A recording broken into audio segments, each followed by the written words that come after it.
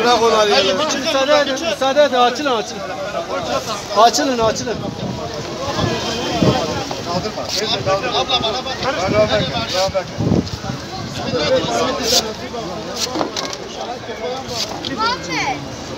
Tişörtün kodu yok.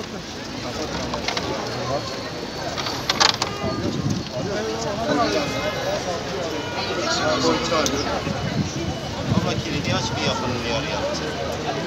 Bırak. Onun zamanı değil. Bir bırakın arkadaşlar. Hastayı kaldıralım. Aman bekle sen.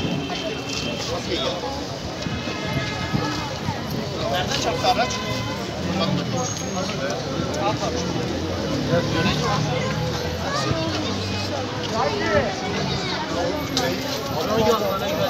Ailesi olan Saladin Eyüp. Hangi hastaneye götürüyorsunuz? Saladin Eyüp. Devlete mi? Aynen. Devlet hastanesine gelsin. Gelsin efendim. Alo. Abi bir yardım edin. Bir dakika. Tamam.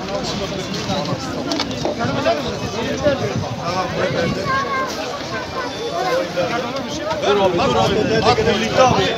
Şurayı biraz kaldıracağım.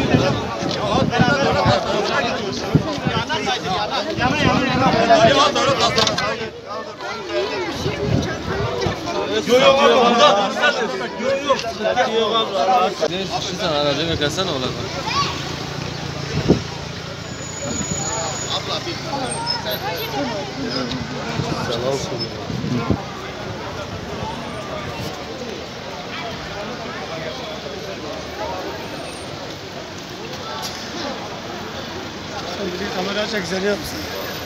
Arkadaşlar bu yolu boşaltın.